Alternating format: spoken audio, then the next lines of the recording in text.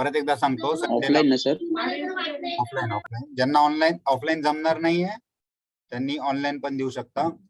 संडेला आपली एक्झाम आहे. टायमिंग मी उद्या शेअर करेल लॉज ऑफ मोशन वरती. ठीक आहे, लॉज ऑफ मोशन वरती. सर ऑनलाईन मध्ये टाइम ड्युरेशन जास्त असणार आहे का? म्हणजे जर त्या टायमिंगला जर नसलो तर घरी असं? नाही बाबा, ऑनलाईन मध्ये काय कळणार मला सांगा. मी तुम्हाला पेपर देणार, तुम्ही बघून सॉल्व्ह करताय, तुमची इमानदारी तुमच्यासोबत. ठीक आहे, मी फक्त पीडीएफ पाठवेल तुम्हाला. टाइम ड्युरेशन 30 मिनिट्स 1 आवरच असणार आहे. 30 क्वेश्चन्स असतील. ट्राय करा की ऑफलाईन देता येईल एक्झाम.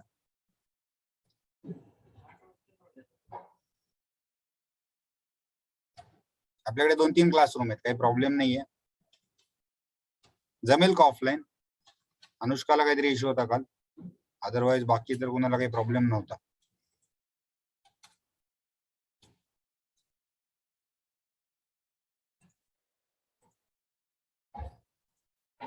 स्टडी करताय का? डाऊट्स तर कोणी विचारतच नाहीये मला. लॉज ऑफ मोशन खूप मोठा टॉपिक आहे, खूप कन्सेप्ट आहेत त्यामध्ये.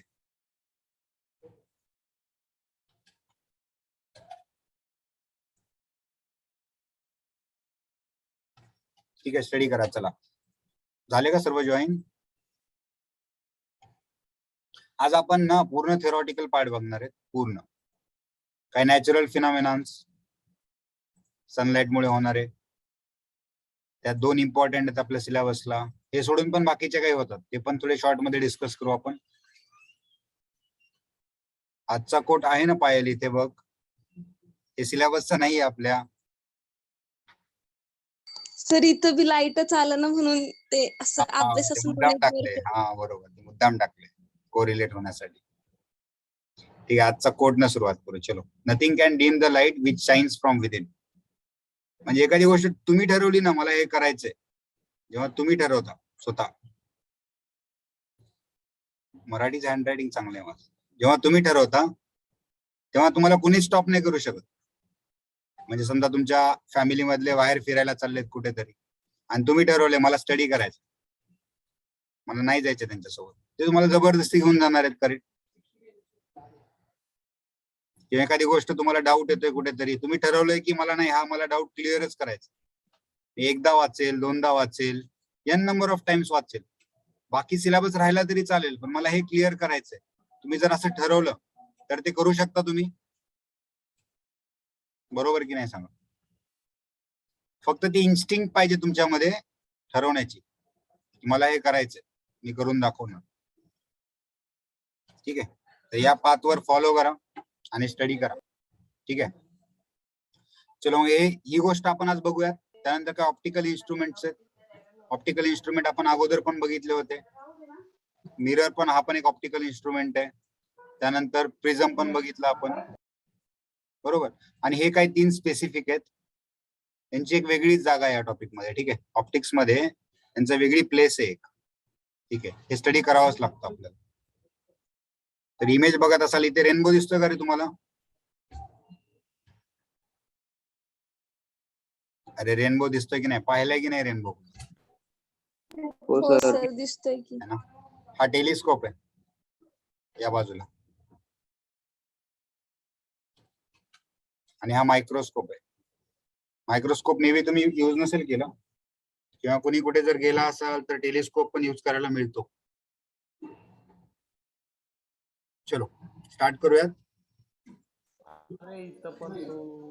तर स्टार्टिंगला आपण आज मिरेज बघूयात काय असतं. मिरेजच्या आधी अजून काही फिनॉमिनन आहेत सनलाइट मुळे, जसं ट्विंकलिंग ऑफ स्टार. बघितलंय का तुम्ही कधी ट्विंकलिंग ऑफ स्टार्स?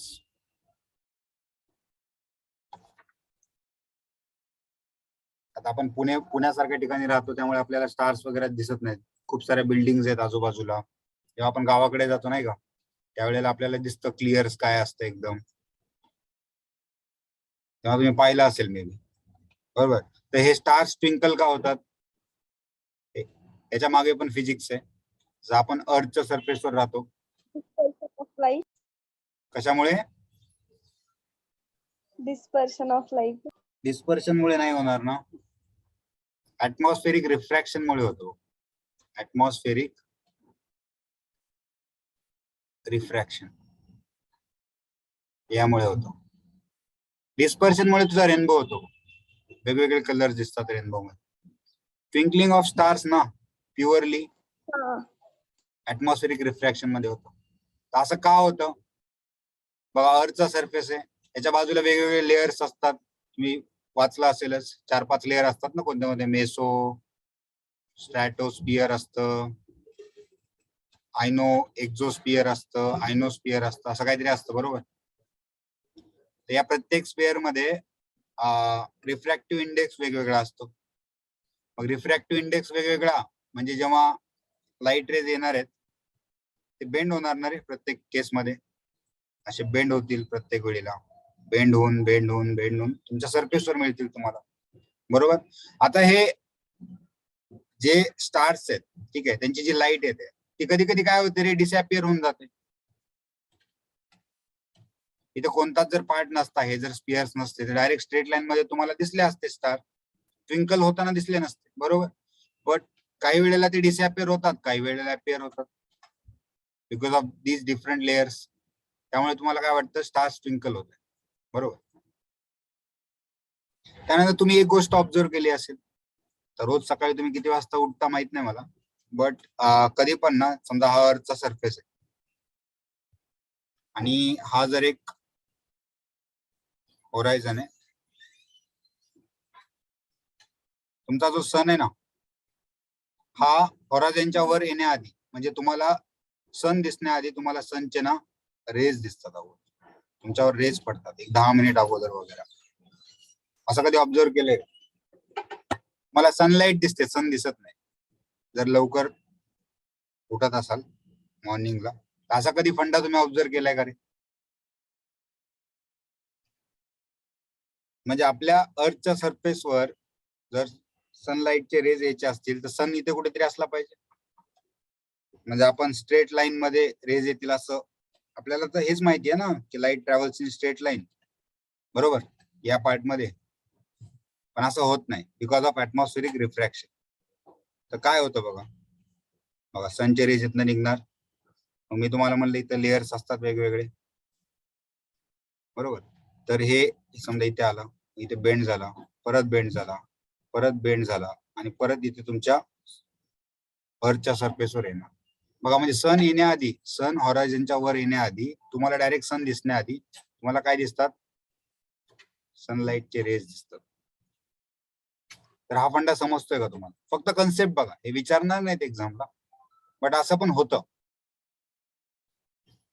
क्लिअर आहे त्या दोन गोष्टी?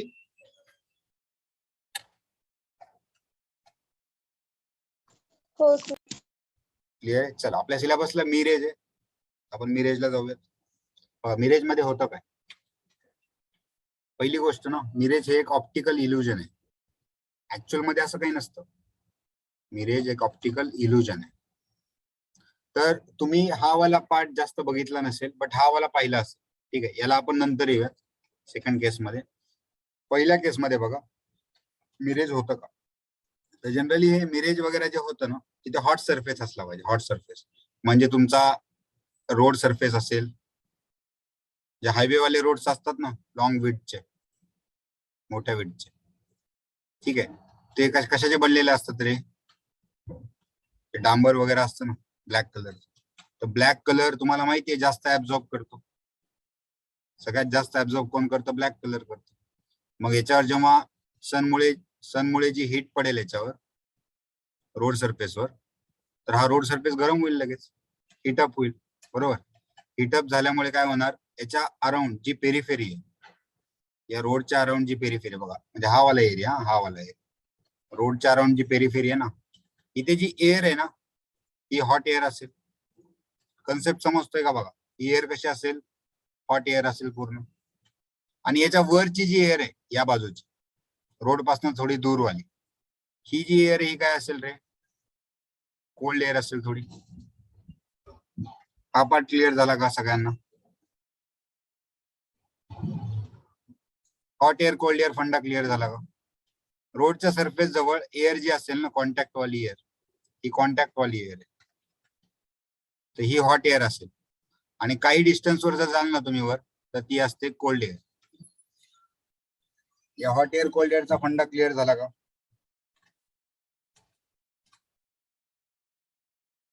लवकर, वेळ नाही आपल्याकडे, आपल्याला अजून मायक्रोस्कोप बघायचा. Anyone? Yes sir. Payal, Prathamesh, Shravani, yes sir. हा क्लिअर आहे ना कॉन्सेप्ट? चलो, आता एक बघा, तुम्हाला एक समजलं पाहिजे ना, ही हॉट एअर जी असते ना, ती लाइटर असते. लाइटर असते का बरं रे? कोल्ड एअर मध्ये काय असतं? थोडं मॉइश्चर असतं. मॉइश्चर म्हणजे त्यात वॉटरचा पार्ट असणार थोडा, म्हणजे ही हेवी होऊन जाणार. बरोबर? हेवी, जी गोष्ट हेवी असते ती कुठे जाते? अर्थच्या सेंटरकडे जाणार ग्रॅव्हिटेशनमुळे. आणि जी हॉट एअर आहे ही काय असते? लाइटर असते. बरोबर? लाइटर असते, त्यामुळे हॉट एअर कशी जाणार? वर जाणार. बरोबर ना? लाईट एअर, हॉट एअर कशी जाणार? वर जाणार. कोल्ड एअर खाली येण्याचा प्रयत्न करणार. परत कोल्ड एअर काय होईल? हॉट होऊन जाईल सरफेसच्या कॉन्टॅक्ट मुळे आल्यामुळे, परत ती वर जाणार. हे असतं कन्व्हेक्शन, याला म्हणतात कन्व्हेक्शन. हे कन्व्हेक्शनची प्रोसेस आहे ना, ही कंटिन्युअसली चालू असते. मी तुम्हाला सांगतोय की जो रिफ्रॅक्टिव्ह इंडेक्स असतो ना हॉट एअरचा, हा कमी असतो कोल्ड एअर पेक्षा. हॉट एअरचा रिफ्रॅक्टिव्ह इंडेक्स कमी असतो कोल्ड एअर पेक्षा. आता या केसमध्ये जर जाल तुम्ही, बघा, तुम्हाला डेझर्ट मध्ये तुम्ही जर एखादं झाड बघत असाल, ठीक आहे, तर झाड दिसतं कसं? पहिल्यांदा तर सनलाईट पडते त्याच्यावर. या इमेज मध्ये बघा, एक नंबर सनलाईटचे रेस पडणार याच्यामध्ये. बरोबर? मी तुम्हाला सांगितलं एअर मध्ये वेगवेगळे लेयर्स आहेत. बरोबर? या लेयर्स मध्ये प्रत्येकाचा रिफ्रॅक्टिव्ह इंडेक्स वेगवेगळा असेल. μ1, μ2, μ3. रिफ्रॅक्टिव्ह इंडेक्स वेगळा असल्यामुळे काय होणार? ते प्रत्येक वेळी बेंड होणार आतमध्ये. बरोबर? प्रत्येक वेळी बेंड होणार. आता मला सांगा, इथे इमेज का दिसते, याची मिरेज का दिसते? मिरेज आपल्याला दिसते कधी रे? रिफ्लेक्शन मुळेच दिसते ना, आपण आतापर्यंत शिकलोय ना. मिरेज दिसण्यासाठी आपल्याला काय माहिती आहे? एक तर तिथे काय असला पाहिजे? मिरर असला पाहिजे, किंवा तिथे वॉटर असली पाहिजे. बरोबर? या दोन गोष्टी क्लिअर आहेत का? एक तर मिरर असला पाहिजे, किंवा तिथं वॉटरचं काहीतरी असलं पाहिजे. इथं असं वॉटर असलं पाहिजे असं वाटेल तुम्हाला. इथं वॉटर असलं म्हणजे काय होणार? याची इमेज इथे बनेल, पण इथं ना वॉटर असतं ना मिरर असतं. असं होतं का? या दोन गोष्टी क्लिअर आहेत का? रिफ्लेक्शन साठी या दोन गोष्टी पाहिजेत. बरोबर? हो. बरोबर. आता इथे तर दोन्ही पण नाहीये, मग होतं काय? चला मी तुम्हाला एक डायग्राम ड्रॉ करून दाखवतो, तुम्हाला क्लिअर होईल बऱ्याच गोष्टी. हे बघा, आता होतं काय? आता या सनलाइट पासून रेज आले या ट्रीवर. बरोबर? आता हे आपल्याला एक माहिती आहे की light travels in straight line. समजा आपल्याच क्लासपैकी कोणीतरी या उंटावर बसलेले, आणि त्यांना जर हे झाड बघायचे, तर आपल्याला एवढं माहितीये की या झाडापासून लाईट रेज आले पाहिजेत, हे आपल्या आईच्या रेटिनावर इन्सिडेंट झाले पाहिजेत, म्हणजे आपल्याला हे झाड दिसेल. बरोबर? बट हे असं डायरेक्ट येतं का रे? हे डायरेक्ट नाही येते. याला कारण काय? मी तुम्हाला म्हणलं की या खालच्या जो डेझर्ट आहे त्याच्या कॉन्टॅक्ट मध्ये कोणती एअर असते? हॉट एअर असते. वर कोणती असते? कोल्ड एअर असते. त्यामुळे हे डायरेक्ट इथे येण्याऐवजी ते काय करतं, या साईडला अगोदर बेंड होतं पूर्ण, या साईडला बेंड होतं. त्यामुळे या साईडला बेंड झाल्यामुळे याची अगोदर एक मिरेज तयार होते, खालच्या साईडला एक मिरेज तयार होते, आणि तुम्हाला ती मिरेज दिसते. हा फंडा क्लिअर होतोय का बघा? किंवा या केसमध्ये जा, 2 नंबर मध्ये. मला वाटतं हा पार्ट तुम्ही कधीतरी बघितला असेल. कधी तुम्ही हायवेवर ट्रॅव्हल करत असाल ना, तर तुम्हाला एखादी गाडी पुढे काही डिस्टन्सवर जात असताना बघा, हायवेवर समजा तुमची गाडी या ठिकाणी आहे आणि तुम्ही समोर एखादी गाडी बघताय, ठीक आहे, तर तुम्हाला काय वाटतं, काही समोर थोड्या वेळासाठी ना तुम्हाला हा एरिया ना वेट दिसेल, इथे पाणी दिसेल तुम्हाला. बघा, दिसतोय का हा एरिया वेट दिसतोय का? हा वाला एरिया मी मार्क केलेला एरिया वेट दिसतोय का तुम्हाला? हो सर. हो. बरोबर. आता तुम्हाला काय वाटतंय? बघा, या कारचे इथे मिरेज दिसतंय बघा या ठिकाणी. तुम्हाला काय वाटतं? इथं पाणी आहे आणि पाण्यामुळे इथे याची इमेज बनली आहे. पण असं नाहीये.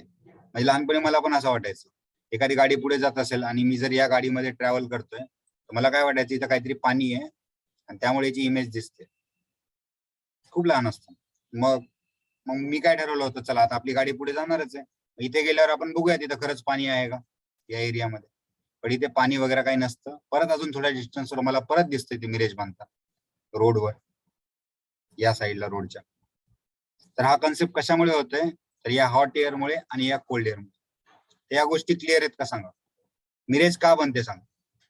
Because of difference in refractive index, bending होतं लाईटचं, आणि तुम्हाला या हॉट एअरमुळे तुम्हाला याची मिरेज दिसते अगोदर. मिरेजचा कन्सेप्ट क्लिअर होतोय का बघा? याच्यामध्ये थेअरी आहे, फक्त वाचायचं, तुम्हाला कन्सेप्ट समजण्यासाठी सांगतो. क्लिअर झाल्या काय गोष्टी या दोन केस मधल्या, 1 आणि 2? हे कधी तुम्ही एक्सपिरियन्स केले का रे? सेकंड वालं तुमच्यापैकी कुणीतरी केलंच असेल ऑब्विसली, सगळ्यांनीच केलं असेल इंडियन. चला आपण थर्ड केसला जाऊया. आता मी तुम्हाला काय बोलत होतो की या डेझर्टवर म्हणा किंवा या रोड सरफेसवर म्हणा, तुम्हाला इमेज कुठे दिसते? या रोडवर दिसते. इथे कशावर दिसते? डेझर्टवर दिसते. आता जर तुम्ही सीला जाल, सीवर जाल, तुम्ही सीच्या बँकला थांबले एखाद्या आणि एखाद्या बोटकडे पाहताय, तुम्ही एखाद्या बोटकडे पाहताय, तर तुम्हाला त्याची इमेज ना पाण्यामध्ये नाही दिसणार. इमेज पाण्यामध्ये दिसणार, थोडा हवेमध्ये दिसेल अशी. इथे दिसतंय का बघा, ही बोट आहे, या बोटची इमेज तुम्हाला काय हवेमध्ये दिसते. का बरं असं होत असेल रे? जर या दोन एक्झाम्पल वरनं तुम्हाला सांगता येईल का सांगा बरं, या थर्ड मध्ये काय झाले? कोणी सांगेल का मला?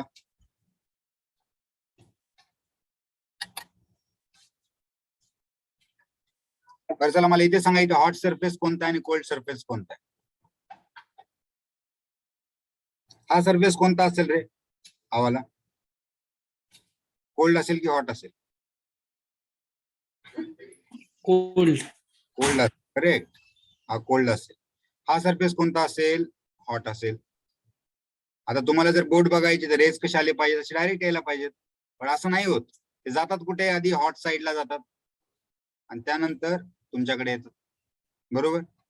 पण आपल्याला तर माहितीये लाईट कशी ट्रॅव्हल होते, स्ट्रेट लाईन मध्ये ट्रॅव्हल होते. म्हणजे तुम्हाला याची मिरेज दिसणार अगोदर, बरोबर ना? कन्सेप्ट क्लिअर होतोय का बघा? परत हे क्लिअर करायचंच आहे आपल्याला. हा पार्ट समजला का तुम्हाला? बोटच्या केसमध्ये उलट होतं, रोडच्या आणि डेझर्टच्या केसमध्ये उलट होतं. ज्या साईडला हॉट एअर ना त्या साईडला मिरेज बनते बघा. ज्या साईडला हॉट एअर त्या साईडला मिरेज बनते. इथे हॉट एअर रोडच्या साईडला, त्यामुळे इकडे बनली. या साईडला डेझर्टच्या साईडला, त्यामुळे इथे मिरेज बनली. या साईडला कुठे होते हॉट एअर? वरच्या साईडला होते, त्यामुळे हवेत दिसते तुम्हाला बोट. या तीन गोष्टी क्लिअर आहेत का?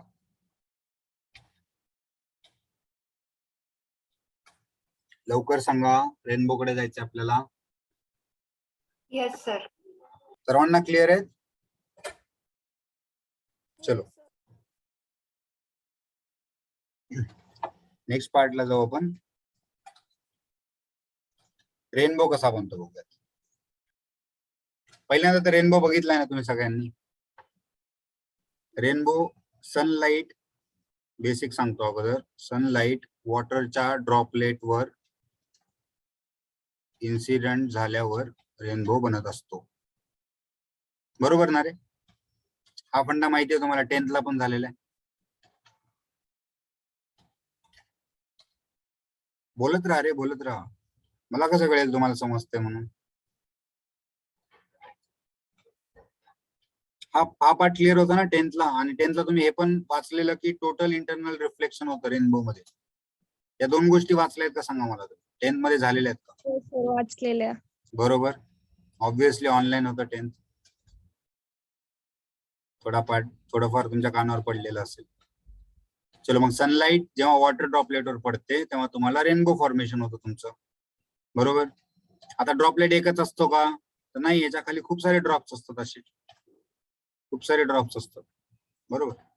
याच्यावरती पण ड्रॉप्स असतील, बरोबर? मग सनलाइट एकाच ड्रॉपवर पडते का? नाही, सनलाइट तर वेगवेगळ्या रेजच्या फॉर्म मध्ये जाते ना. या फॉर्म मध्ये जाते, सगळ्या ड्रॉपवर पडेल. त्यामुळेच तर हा जो रेनबोचा आहे ना, हा एक सर्कल बनवत असतो. पण तुम्हाला दिसतं काय रे नेहमी? आर्क दिसते फक्त. ही एक आर्क आहे ना.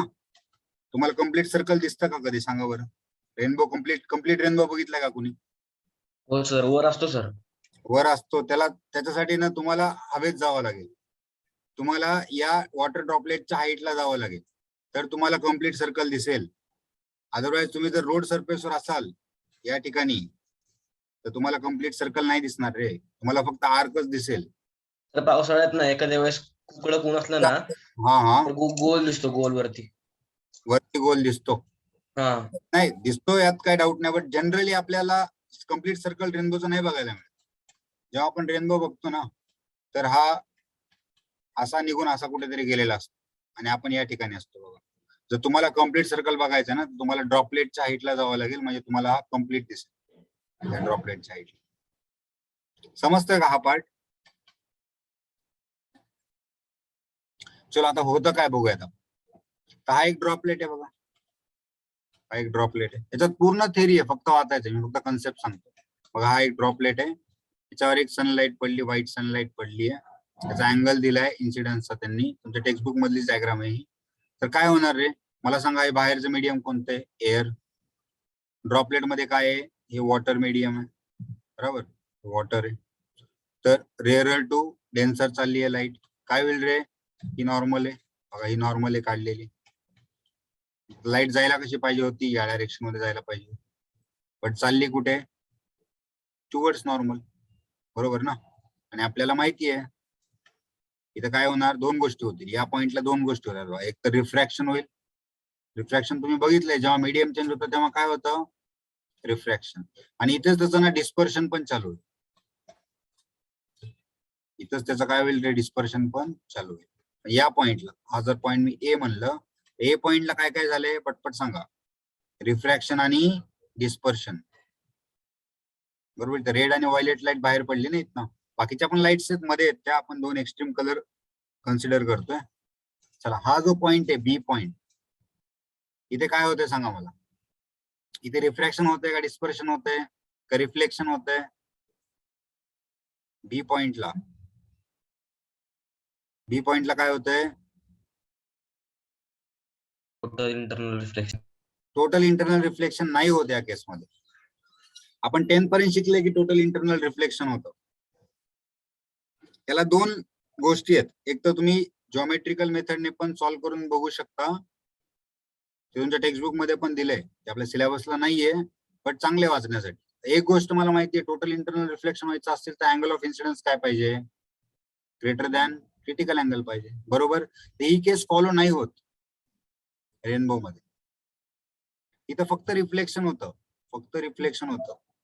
आणि दुसरं लॉजिकल गोष्ट बघा, कधी तुम्हाला रेनबो असा पूर्ण जास्त इंटेन्सिटीचा दिसतो का रे? जास्त इंटेन्सिटीचा दिसतो का? आपण नाही दिसत ना कधीच. इव्हन बघा याच्यामध्ये जी इंटेन्सिटी आहे का जास्त, सांगा बरं या रेनबोची? क्लिअर आहे का ही? नाही. जास्त डार्क आहे का हे रेनबो? नाहीये ना, रेनबो जास्त डार्क नाहीये. का बरं रे? बघा याच्यात काय होत असेल मे बी. बघा, टोटल इंटरनल रिफ्लेक्शन मध्ये लाईट जेवढी आत पाठवली आपण प्रिझमच्या म्हणा किंवा ड्रॉपलेटच्या आत म्हणा, ती पूर्ण गेलेली लाईट पूर्ण आली पाहिजे ना रे आतमध्ये. समजा इथनं मी एक 10 व्हॅल्यूची लाईट पाठवली आहे, समजा त्याची इंटेन्सिटी डिफाईन करतोय मी 10 आहे, तर इकडनं येताना पण 10च पाहिजे पूर्ण. जर अशी केस असेल तर जेव्हा लाईट बाहेर येईल याच्यामध्ये, अशी लाईट जेव्हा बाहेर येईल तेव्हा मला पूर्ण डार्क रेनबो दिसला पाहिजे. डार्क म्हणजे इंटेन्सिटी जास्त दिसली पाहिजे रेनबोची. पण असं होतं का? नाही, मला फेंट दिसतो रेनबो. तर असं का का होत असेल बघा बरं. म्हणजे या पॉइंटला, बी पॉइंटला पार्शियल रिफ्लेक्शन होतं आणि पार्शियल रिफ्रॅक्शन होतं. पण आपण आता फक्त ड्रॉपचा विचार करतोय, त्यामुळे तिथं काय झाले? रिफ्लेक्शन झाले. टोटल इंटरनल रिफ्लेक्शन नाही झाले. तर हा पार्ट क्लिअर होतोय का? बी पॉइंटला टोटल इंटरनल रिफ्लेक्शन नाही होत. त्याचं एक डेरिव्हेशन पण आहे जॉमेट्रिकल, बट डायग्राम काढणं पॉसिबल नाहीये सध्या, रे डायग्राम पीपीटी मध्ये. मी तुम्हाला सेपरेट डेरिव्हेशन करून पाठवेल, ठीक आहे. टोटल इंटरनल रिफ्लेक्शन होत नाही. तर आपण 10 पर्यंत शिकलो होतो, ठीक आहे. 10 पर्यंत आपल्याला माहित होतं की TIR होतो. बट रेनबो मध्ये TIR होत नसतो. ठीक आहे, इथून पुढे आपण हेच मानणार, TIR होत नसतो. ठीक आहे, तर या बी पॉइंटला झालं रिफ्लेक्शन. आता समजा सी पॉइंट आहे, तर सी पॉइंटला काय होते सांगा बरं? लाईट फक्त बाहेर येते, डिस्पर्स तर ऑलरेडी झालेलीच आहे ना, म्हणजे सी पॉइंटला काय होते परत? रिफ्रॅक्शन होते. या गोष्टी क्लिअर आहेत का? ऑब्व्हियसली डिस्पर्शन पण होत आहे, बट डिस्पर्शन स्टार्ट इथेच झालेलं आहे तुमचं. या दोन गोष्टी क्लिअर आहेत का? ए पॉइंटला काय होतं, बी ला काय होतं, सी ला काय होतं. तर ही जी केस आहे ना, ही प्रायमरी रेनबोची आहे. इथे लाईट रेज या अँगलला इन्सिडेंट होत आहेत वरच्या बाजूने. सेकंडरी रेनबो मध्ये काय होतं बघा, हा प्रायमरी आहे, फर्स्ट पार्ट आहे ना हा प्रायमरीचा. सेकंडरीचा पार्ट बघा, जर हे खालच्या साईडला जर इन्सिडेंट झालं तर त्यामध्ये काय होईल बघा. इथे काय होणार रे, ए पॉइंटला इथे होणार रिफ्रॅक्शन. पटापट सांगा माझ्यासोबत, जसं आपण वरच्या डायग्राम मध्ये केलं होतं ना, सेम आहे रिफ्रॅक्शन. आणि इथे काय होईल अजून? डिस्पर्शन होईल. इथे बी पॉइंट आहे, बी पॉइंटला काय होईल? बी पॉइंटला काय होईल? Partial reflection. पार्शियल रिफ्लेक्शन होईल, बरोबर. त्यानंतर या सी पॉइंटला पण काय होईल रे? परत पार्शियल रिफ्लेक्शन होईल, बरोबर. त्यानंतर हा जो डी पॉइंट आहे, हा घ्या किंवा हा घ्या कोणता पण, या डी पॉइंटला काय होईल? रिफ्रॅक्शन होईल. आता बघा, मगाशी मी जे काय सांगत होतो ना तुम्हाला, आता पटेल. मला सांगा इथं रिफ्लेक्शन किती वेळा झालं रे सेकंडरी रेनबो मध्ये? इथं एक वेळा झालं होतं, बरोबर. प्रायमरी मध्ये किती वेळा झालं होतं? एक वेळा झालं होतं. सेकंडरी मध्ये किती वेळा होत आहे? अरे बोला, दिसते ना डायग्राम वर, ABCD रिफ्लेक्शन किती वेळा होत आहे? 4 4 टाइम्स रिफ्लेक्शन. इथे रिफ्रॅक्शन झालंय, रिफ्लेक्शन नाही. रिफ्लेक्शन झालं असतं तर बाहेर आली असती ना, ड्रॉपलेट आत गेलीच नसते. बी पॉइंटला रिफ्लेक्शन होते बघ, रिफ्लेक्शन झालं सर दोनदा होते, बरोबर. सी ला एक रिफ्लेक्शन झालं आणि डी ला पण रिफ्रॅक्शन झाले. म्हणजे सेकंडरी रेनबो मध्ये रिफ्लेक्शन किती वेळा होत आहे? 2 वेळा होत आहे, बरोबर ना. प्रायमरी मध्ये किती वेळा होत आहे? 1 वेळा होत आहे. आता मी जी इमेज दाखवली आहे ही प्रायमरी आहे आणि सेकंडरी आहे. मला सांगा, प्रायमरी डार्क दिसतोय का सेकंडरी डार्क दिसतोय? प्रायमरी प्रायमरी का दिसतोय रे प्रायमरी? लॉजिकली सांगू शकाल? रिफ्लेक्शन एकदाच होते सर. रिफ्लेक्शन एकदाच होतंय म्हणजे एका मी काय सांगितलं तुम्हाला, पार्शियल रिफ्लेक्शन आहे आणि पार्शियल रिफ्रॅक्शन आहे. म्हणजे मी इथनं जर 100 लाईट टाकली आहे, इथनं काय झालं, 50 बाहेर गेली, इकडे 50 आली. समजला का पार्ट? आता याच्यामध्ये काय होतंय, जर 100 दिली मी, इकडनं आली 50, इकडे गेली 50, पुन्हा इकडे 50 मधली इकडे गेली 25, इकडे आली 25. बघा, इथे 100 पाठवली होती, सेकंडरीत 25 आली. म्हणजे सेकंडरी रेनबो कसा झाला, अजून फेंट झाला. इकडे 100 दिली होती, 50 आली, म्हणजे हा थोडा डार्क झाला. समजला का कॉन्सेप्ट? त्यामुळे इथे टोटल इंटरनल रिफ्लेक्शन नाही झालं पाहिजे. हे असं जर झालं असतं तर मला प्रायमरी आणि सेकंडरी सेम दिसले पाहिजे. क्लिअर आहे का हा फंडा? हो सर. बरोबर. आणि तुम्हाला हे अँगल्स लक्षात ठेवायचे ना मित्रांनो. बघा, याच्यात थेरी काय काय महत्वाची सांग. बघा, प्रायमरी रेनबो नेहमी खाली ड्रॉ करा तुम्ही. तर प्रायमरी रेनबो मध्ये कलर मिळतो बघा, इथे असतो रेड, तसं सेकंडरीचा रेड असतो इथे. त्यानंतर इथे व्हायलेट आहे प्रायमरीचा, आणि सेकंडरीचा व्हायलेट कुठे असतो? वर असतो. जर तुम्ही खाली प्रायमरी ड्रॉ केला, वर सेकंडरी ड्रॉ केला, तर मध्ये आतल्या साईडला तुम्हाला काय मिळतं रे? रेड कलर मिळतो.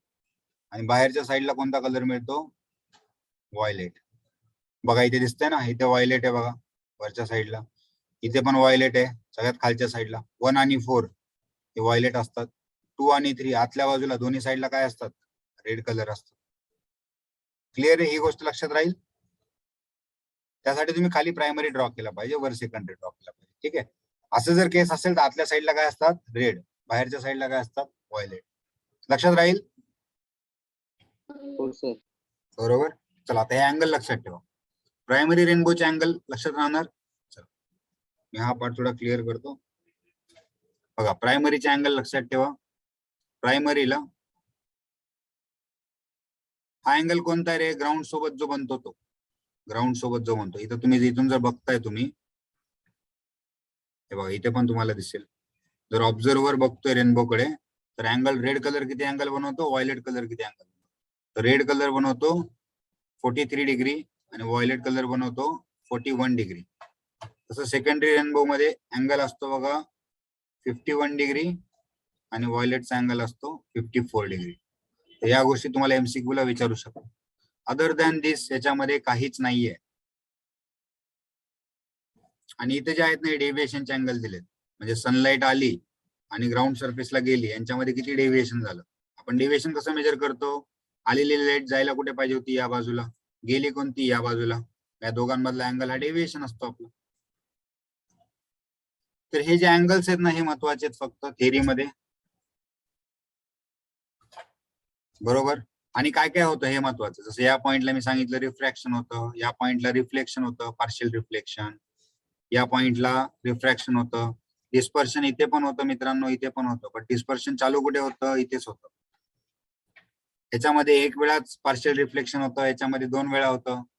त्यामुळे सेकंडरी रेनबो हा फेंट असतो, हा डार्क असतो, बरोबर. आर्क का बनते रेनबोची, बिकॉज खूप सारे ड्रॉपलेट्स असतात एका खाली एक, बरोबर. अशी आर्क बनते. क्लिअर आहे रेनबोचा पार्ट, थेअरी आहे, तुम्हाला वाचायचे फक्त. याच्यात काय डाऊट्स असतील तर विचारा. श्लोक, आकाश, समृद्धी, श्रावणी. Yes, sir. Yes, we also see rainbow around sun on afternoon. Why that? Because of droplets only. Without droplet आपल्याला रेनबो दिसणार नाही, ही मस्ट कंडिशन आहे. याच्या काही कंडिशन्स असतात रेनबोच्या कंडिशन्स असतात, हे पण दिलेले आहे तुमच्या टेक्स्टबुक मध्ये. एक दोनच कंडिशन आहेत. वॉटर ड्रॉपलेट असणार. तसं आपण वरच्या साईडला जाऊ ना प्रथमेश, वरच्या सरफेस मध्ये जाऊ आपण. सॉरी, बोल प्रथमेश बोल. तुम्हाला एक इमेज सेंड केली ती बघा. एक मिनिट.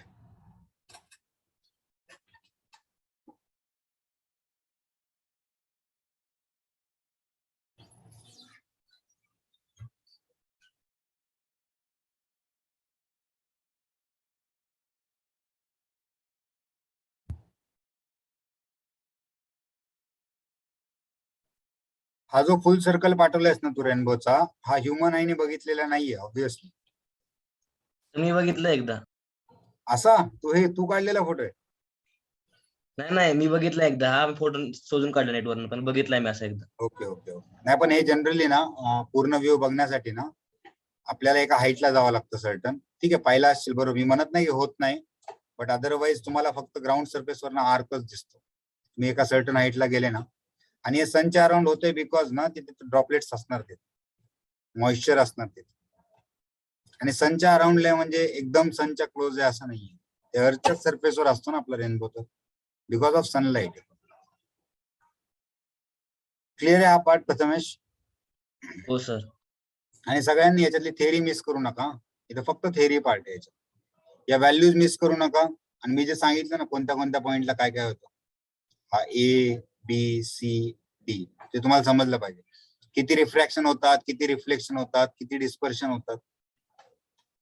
त्यानंतर ही image red, violet, primary, secondary. लक्षात राहील?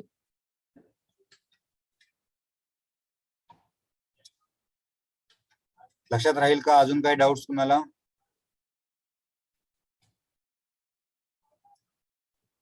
क्लिअर आहे सर्वांना? चलो आपण मायक्रोस्कोपला जाऊ. मायक्रोस्कोप करण्याआधी मी 2-3 गोष्टी विचारतो तुम्हाला. मला सांगा, एखादी गोष्ट आपल्याला दिसते का बरं? जसं मी पहिला क्वेश्चन विचारला होता ना तुम्हाला लेक्चरच्या स्टार्टला, हा एखादा ऑब्जेक्ट आहे आणि तो ऑब्जेक्ट तुम्ही, इथे तुमचा आय बॉल आहे समजा, बायोवाल्यांना चांगलं माहित असेल, हा तुमचा आय बॉल आहे समजा, ठीक आहे. या आय बॉलला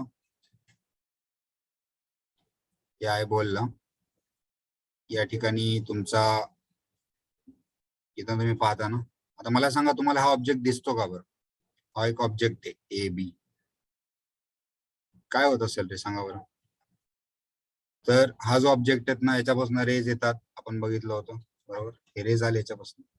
हे इथे मागच्या साईडला आपल्या काय असतं, आयबॉलच्या रेटिना असतो.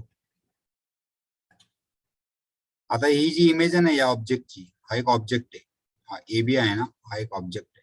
याची इमेज कुठे बनते बघा, या साईडला वेगळ्या कलरने दाखवतो बघा, या साईडला आहे ना, या साईडला त्याची इमेज बनत असते. तर हा फंडा क्लिअर आहे का, एखादी गोष्ट आपल्याला दिसते का बरं. बेसिक फंडा आहे हा, क्लिअर आहे ही गोष्ट सगळ्यांना.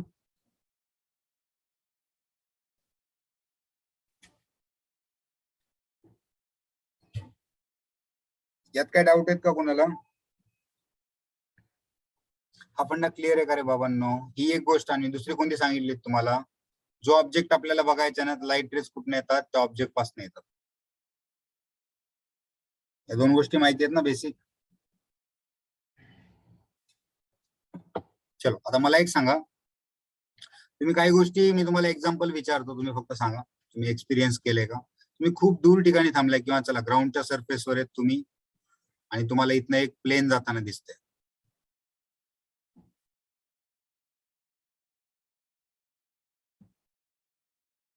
इथे एक प्लेन जाताना दिसतंय बरोबर. तुम्हाला या प्लेनची साईज खूप छोटी दिसते का जास्त दिसते रे सांगा, जेव्हा खूप डिस्टन्स ग्राउंडच्या सरफेसवर बघताय. छोटी. खूप कमी दिसते ना, छोटी दिसते. आता हे प्लेन जेव्हा लँड होईल ग्राउंडवर, प्लेन जेव्हा ग्राउंडवर लँड होईल तेव्हा त्याची साईज खूप मोठी असते ना रे, एवढी साईज समजा आपण ऍझ्युम करू बरोबर. तर मला असं का होतं सांगा बरं, असं का होतं. जेव्हा तुम्ही ऑब्जेक्ट खूप जवळ आणाल तर तुम्हाला तो मोठा दिसतो, खूप दूर असेल तर तो छोटा दिसतो. हे झालं प्लेनचं. सर लाईट येते तर रिफ्रॅक्ट होती का. त्यामध्ये लाईट रिफ्रॅक्ट होते का, नाही समजलं मला, डाऊट परत बोल. सर एक मिनिट. सूरज बोल ना. हा सर लाईट येते तर अशी नाही का थोडी लाईट म्हणजे विजन थोडस असं हल्ल्यासारखं दिसतं ना आपल्याला. विजन हल्ल्यासारखं दिसतं. हे बघ, आता मी पुढे सांगणारच होतो विजन बद्दल जेव्हा आपण बोलतोय ना. असं करा, तुम्ही हे एक्सपिरियन्स केले का बघा, तुम्ही कोणती पण गोष्ट बघताय, समजा तुमच्या हातामध्ये मोबाईल आहे किंवा तुम्ही आता स्क्रीन समोर असाल, मला सांगा तुमच्या आणि स्क्रीनच्या मध्ये किंवा तुमच्या आणि मोबाईलच्या मध्ये साधारण डिस्टन्स किती आहे रे सध्या, एक ऍव्हरेज सांगा चल. मोबाईल मध्ये 8 सेंटीमीटर. 8, तुझ्या डोळ्यावर नक्कीच ताण येत असेल मी 8 सेंटीमीटर मध्ये. नाही हे बघा जनरली ना 25 सेंटीमीटर हे ऍव्हरेज ह्युमन आईचं मिनिमम डिस्टन्स असतं. ऍव्हरेज ह्युमन आईचं मिनिमम डिस्टन्स 25 सेंटीमीटर. म्हणजे काय रे, चला मी इथे इथनं पेन बघतोय, ठीक आहे, मी इथे आहे, माझ्या आईज आहेत, आणि मी इथे एक ऑब्जेक्ट बघतोय, ठीक आहे, म्हणजे एखादी कोणता हा पेन आहे समजा, हा पेन बघतोय मी. आता मला एक माहिती आहे बघा, हा पेन जेव्हा मी दुरून पाहतोय, समजा याच्यावर लिहिलेलं असेल काहीतरी, कॅमेल लिहिलंय समजा या पेनवर, ठीक आहे, या मला मी खूप डिस्टन्स वरनं पाहतोय, समजा 1-2 मीटर वरनं पाहतोय, मला हे वर्डिंग जे लिहिलेले ना पेनवर हे दिसत नाही. मला तर बघायचे की पेन कोणत्या कंपनीचा आहे. मग मी काय करणार रे, या पेनला माझ्या जवळ घेतो बरोबर, खूप जवळ घेतो. मग काही ठराविक डिस्टन्सवर आलो ना तर मला कळतं की पेनवर काय लिहिलेलं आहे. म्हणजे एक ठराविक डिस्टन्स असतं ह्युमन आयसाठी जे 25 सेंटीमीटर आहे, जिथपर्यंत ना तुम्हाला तुमच्या आईजवर स्ट्रेन निर्माण नाही होत आणि तुम्ही क्लिअरली बघू शकता. क्लिअरली म्हणण्यापेक्षा मॅग्निफाईड व्ह्यू बघू शकता, मॅग्निफाईड व्ह्यू बघू शकता तुम्ही. जर अजून तुम्हाला हे बघा, अजून जर आपण जवळ घेऊन गेलो आईज जवळ तर अजून मॅग्निफाईड दिसेल, बरोबर आहे, काही प्रॉब्लेम नाही. बट जसं जसं तुम्ही जवळ घेऊन जाल ना तसं तुमच्या आईजवर स्ट्रेन निर्माण होईल, एक प्रकारचा एक स्ट्रेस निर्माण होईल, आणि तुम्हाला ना थोडं ब्लर सारखी इमेज दिसेल, तुम्हाला काही वाचता येणार नाही, तुम्ही फोकस नाही करू शकणार या ऑब्जेक्टवर. तुम्ही ट्राय करून बघा, तुमच्या हातात जर पेन असेल ना एका ठराविक डिस्टन्सवर ठेवा, त्यानंतर तुम्हाला जर तो पेन पूर्ण डिटेल मध्ये बघायचा असेल त्याला जवळ घेऊन या, जवळ घेऊन या. तर माझं सांगण्याचं तात्पर्य एवढंच आहे बघा, हा जर ऑब्जेक्ट असेल बरोबर, आणि इथे तुम्ही इथून जर बघत असाल इथनं, तर हा ऑब्जेक्ट जसं तुम्ही जवळ आणाल, हे जे डिस्टन्स आहे ना, हे डिस्टन्स जसं तुम्ही स्मॉल डी ने दाखवतो, हे डिस्टन्स जेवढं कमी कराल ना तुम्ही, तेवढं तुमचं मॅग्निफिकेशन जास्त होईल. क्लिअर आहे का हा पार्ट? व्हिजनला येणार आहे मी सुरत, सांगतो मी. आणि हे जे म्हणतात ना 25 सेंटीमीटर, हे व्हिजनच आहे, ह्युमन आईचं व्हिजन आहे. आता ऑब्व्हियसली हे ऍव्हरेज ह्युमन आईचं आहे. आपल्या घरात कोणते आजोबा असतील वगैरे, तर त्यांच्यासाठी हे 50 सेंटीमीटर होऊन जाईल ऑब्व्हियसली. आता सूरज आपला खूप यंग आहे, तर सूरज साठी व्हॅल्यू ही 10 झाली आहे, काही प्रॉब्लेम नाही. पण ऍव्हरेज ह्युमन आईचं काय असतं रे? 25 सेंटीमीटर असतं. क्लिअर आहे का रे या गोष्टी? हो सर. चलो आता एक कन्सेप्ट बघायचा आपल्याला, मिनिमम डिस्टन्स ऑफ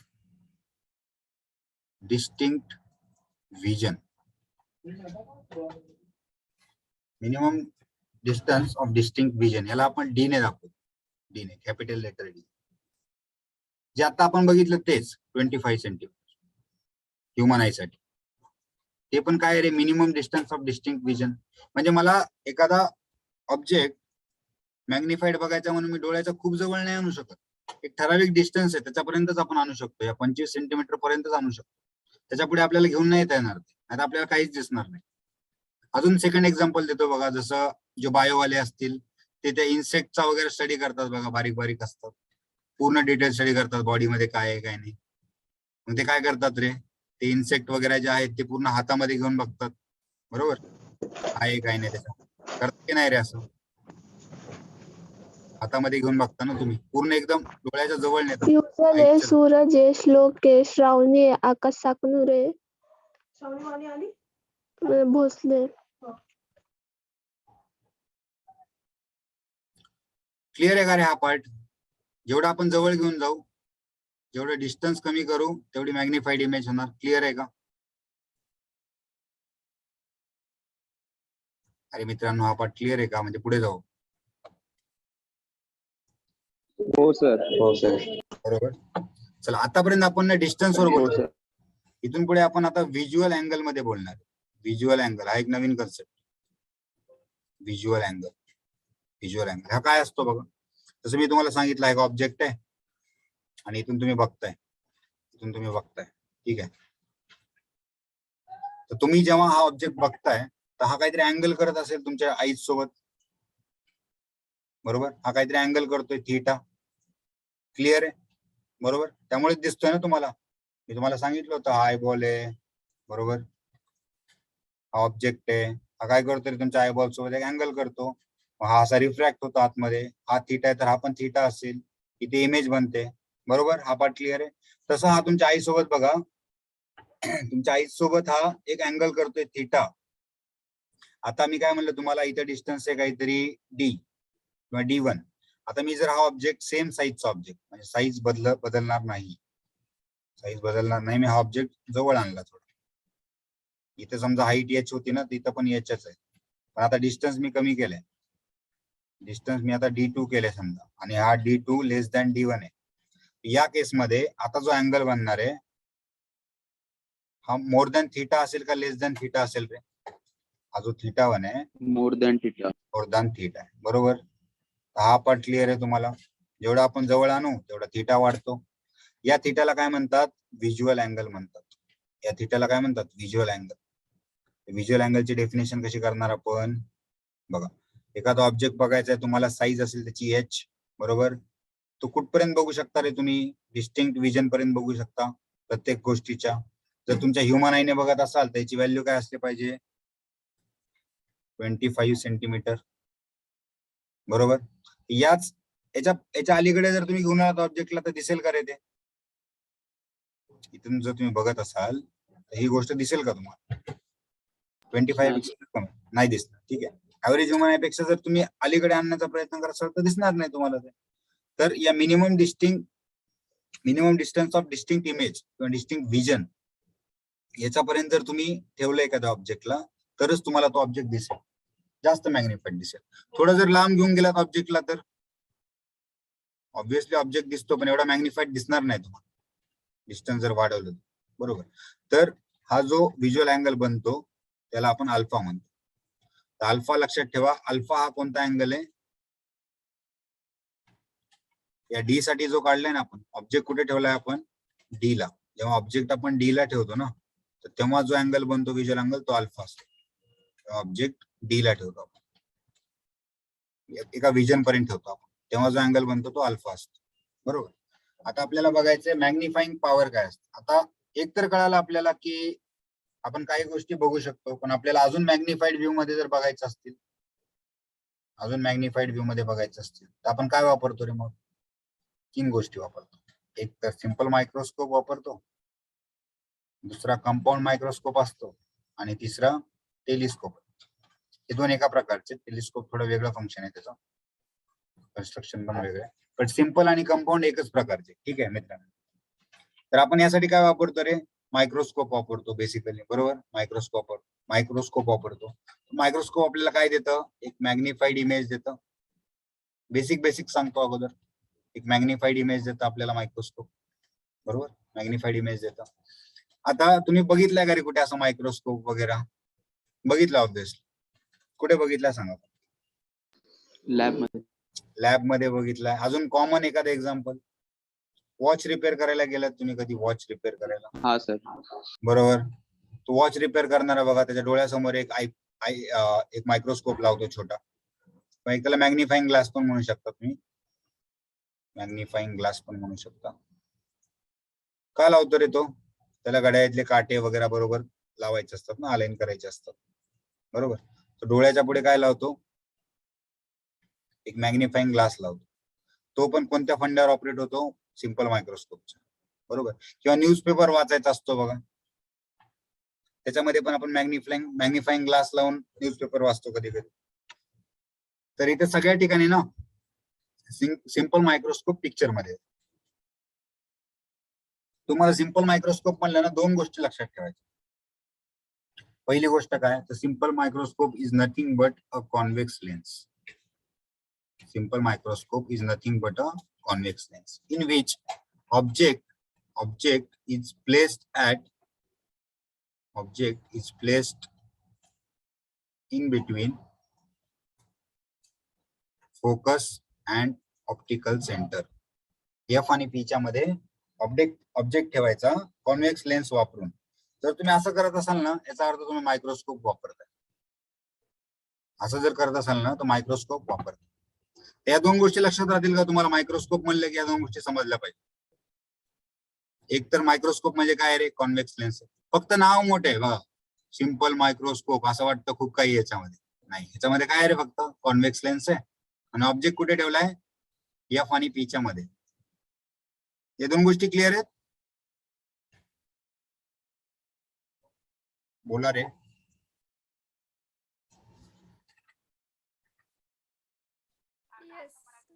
या दोन गोष्टी क्लिअर आहेत? ओके. आता मला सांगा, मी तुम्हाला म्हणलं मायक्रोस्कोपचं काम काय? मॅग्निफिकेशन करणं. याची मॅग्निफाईंग पॉवर काय असते वगैरे. आपण मॅग्निफाईंग पॉवर कोणत्या पण मायक्रोस्कोपची मॅग्निफाईंग पॉवर कशी देतात? त्याचा एक फॉर्म्युला आहे बघा. तो फॉर्म्युला काय आहे? Visual angle form by, formula इथे लिहितो मी. हा फॉर्म्युला असंच राहणार ना, व्हिज्युअल अँगल फॉर्म बाय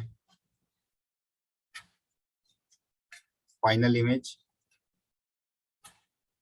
ते लिहून घ्या माझ्यासोबत. मॅग्निफाईंग पॉवरचा फॉर्म्युला लिहून घ्या.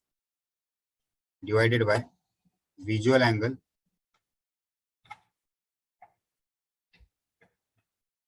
Form by object kept at distance b. कशाची पण मॅग्निफाईंग पॉवर काढायची ना तुम्हाला हा फॉर्म्युला यूज करावा लागेल. लिहून घेतला हा फॉर्म्युला? चला आता पहिल्यांदा बघा, मॅग्निफाईंग पॉवरला आपण कॅपिटल लेटर एम ने डिनोट करतो. त्यानंतर ही इमेजने बनवलेला जो अँगल आहे ना, त्याला आपण बीटाने डिनोट करतो. आणि जो ऑब्जेक्टने बनवलेला अँगल आहे त्याला आपण अल्फाने डिनोट करतो. हा पहिला फॉर्म्युला समजला का? आता हे अँगल म्हणताय सर ठीक आहे, बट हे काय दाखवा नेमकं बघा. हा ह्युमन आई आपला ऑब्जेक्ट आहे बरोबर. आता जेव्हा मी हा अँगल काढतो अल्फा, म्हणजे इथे डिस्टन्स काय असलं पाहिजे, डी. आपण जे मगाशी बोललो ना, minimum distance for distinct vision, हे डिस्टन्स काय असलं पाहिजे, डी. आणि ही हाईट काय असली पाहिजे, एच, जो ऑब्जेक्टची हाईट आहे. तेव्हा जो अँगल काढतो ना अल्फा, म्हणजे अल्फाचं मिनिंग काय आहे, इथे तुम्हाला कसलाही लेन्स वगैरे वापरायचा नाही. इथं तुम्हाला कसलाही लेन्स वापरायचा नाही. म्हणजे एखादी गोष्ट बघायची आहे ना तुम्हाला, तुम्ही एवढी जवळ घ्या की तुम्हाला दिसेल ती, म्हणजे डिस्टिंक्ट विजन पर्यंत घ्या तुम्ही, तुम्हाला दिसेल ती इमेज बरोबर. समजते का अल्फाचा अर्थ? इथं कोणताही लेन्स नाही वापरायचा, इथं लेन्स वापरायचा नाहीये. म्हणजे एखादी छोट्यातली छोटी गोष्ट बघायची आहे, जसं या मी तुम्हाला सांगितलं हा एक पेन आहे आणि पेनवर एखादं ब्रँड बघायचं आपल्याला, तर तुम्ही याला एवढं जवळ घेऊन या, तुमच्या डिस्टिंक्ट विजन पर्यंत घेऊन या, म्हणजे तुम्हाला दिसेल. इथं कसली लेन्स वापरायची नाहीये. अशा वेळी जो अँगल बनणार आहे, व्हिज्युअल अँगल तुमच्या आईसोबत जो अँगल बनणार आहे तो झाला तुमचा अल्फा. क्लिअर आहे का? अल्फाची व्हॅल्यू क्लिअर आहे का? हो सर. चलो आता बीटा कसा येतो बघा. बीटा कसा येतो बघा, आपण सिंपल मायक्रोस्कोपचा, सिंपल अल्फा तर क्लिअर झाला तुम्हाला. चलो आता बीटा कसा येतो बघा.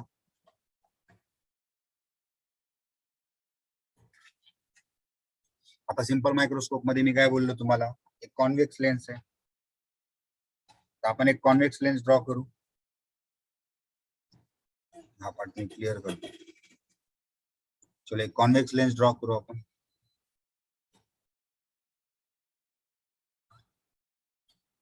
चलो एक कॉन्व्हेक्स लेन्स आहे, ठीक आहे. इथं मी आता ऑब्जेक्ट कुठे ठेवायचं आहे आपल्याला, मायक्रोस्कोप मध्ये मी काय म्हणलं, simple microscope is nothing but a convex lens and object is place in between F and P. या दोन गोष्टी, या दोन गोष्टी असतील तर तो सिंपल मायक्रोस्कोप आहे. चला मग ऑब्जेक्टिव्ह आहेत. आधी हा एक पोल सेंटर आहे पी लेन्सचा बरोबर. ऑब्जेक्टला आपण समजा आधी फोकस घेऊ आपण, इकडे एक फोकस, इकडे एक फोकस. ऑब्जेक्ट कुठे ठेवायचा आहे, एफ आणि पी च्या मध्ये. ऑब्जेक्ट ठेवायचा एफ आणि पी च्या मध्ये. चला रेज कसे बनतील, रे डायग्राम सांगितली तुम्हाला. एक पॅरलल टाकायचा बरोबर, आणि दुसरा प्रिन्सिपल वरनं पास करायचा.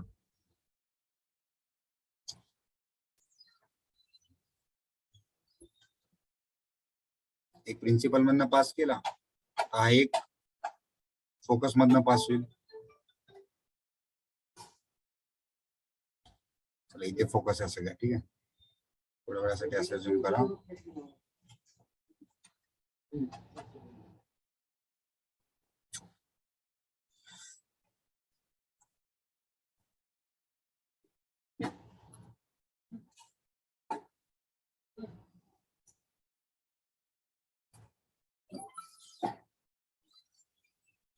चलो हा एक फोकस आहे तुमचा एफ. मला सांगा या ऑब्जेक्ट, हा एक ऑब्जेक्ट आहे, ए बी नाव देऊ आपण याला. याच्यापासून जे रेज निघालेत, हे मीट होतील का रे इकडे, या साईडला मीट होतील का सांगा. आणि हे रेज कोणत्या प्रकारचे आहेत, डायव्हर्जिंग रेज आहेत. डायव्हर्जिंग रेज कुठे मीट होत असतात का, बोला. हे इकडे मीट होतील का कुठे, हे इन्फिनिटीला जाऊन मीट होतील समजा बरोबर. हे इकडे मीट होणार नाहीत. अशा केसमध्ये आपण काय करतो, रेज एक्सटेंड करतो ना, रेज एक्सटेंड करतो. चलो रेज एक्सटेंड करू आपण.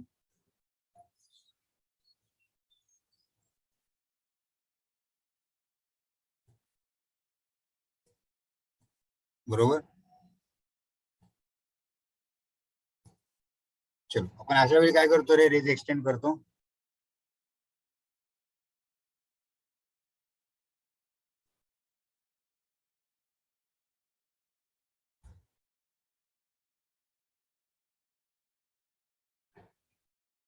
चला रेज एक्सटेंड केल्यावर काय करणार, इथे आपली इमेज बनते या पॉइंटला.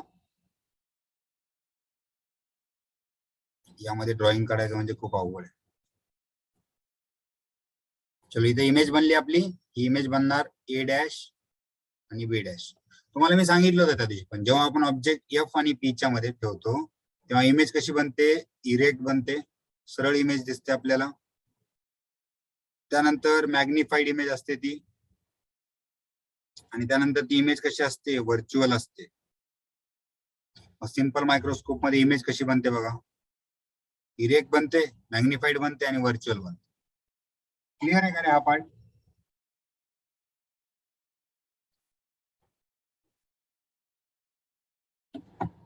हा पार्ट क्लिअर आहे सगळ्यांना? श्लोक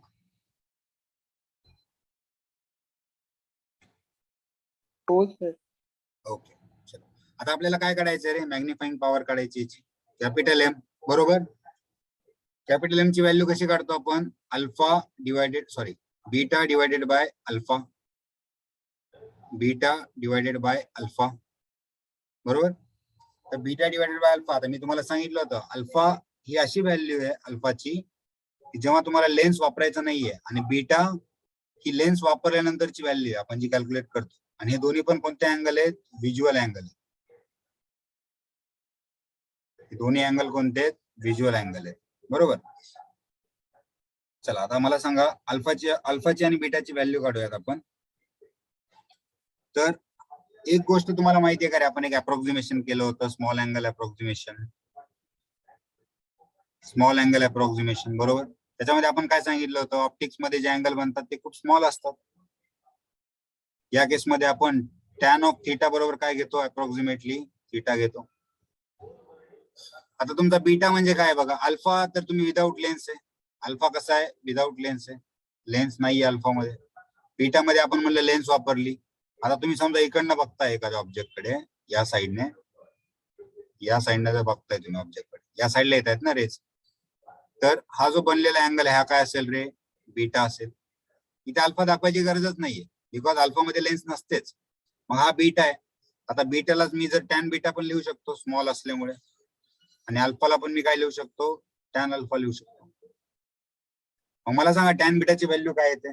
जर तुम्ही हा ट्रँगल घेतला PAB, ट्रँगल PAB जर घेतला तर टॅन बीटाची व्हॅल्यू काय येणार, अपोजिट साइड ही वाली डिवायडेड बाय ही वाली साइड, म्हणजे AB डिवायडेड बाय BP.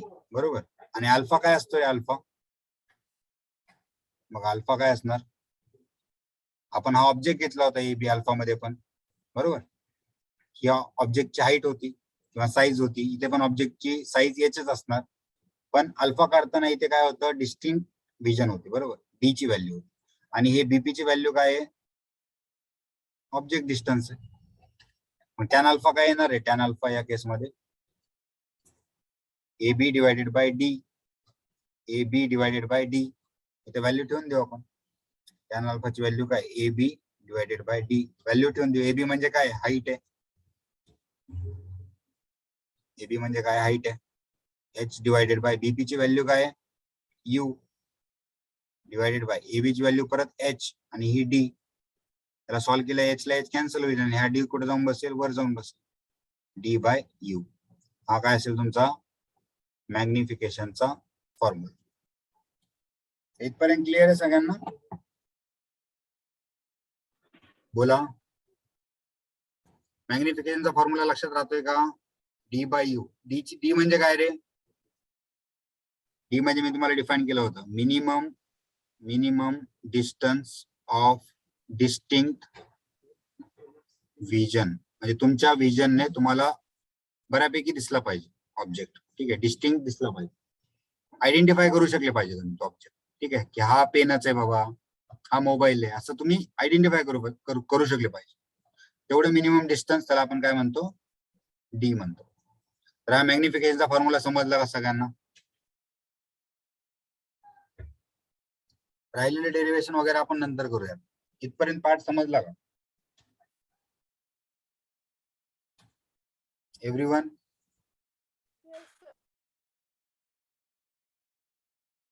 फटाफट सांगा चला. ओके. श्लोक,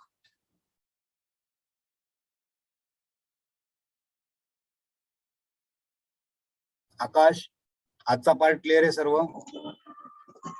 हो सर. समृद्धी,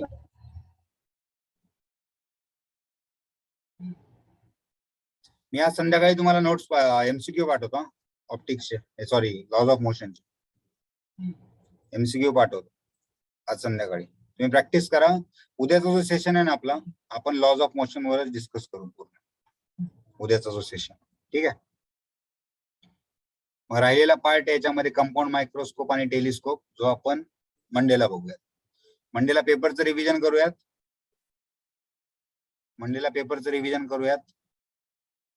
आणि राहिलेला पार्ट कव्हर करूयात. यामध्ये काय डाऊट आहे का? फुजेल, लेविनेश, श्रावणी, no sir. Tanishka,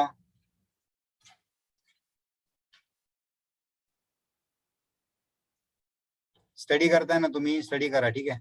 lodge of मोशनचा चांगला स्टडी करा. थांबायचं का आपण इथे? येस. एव्हरीवन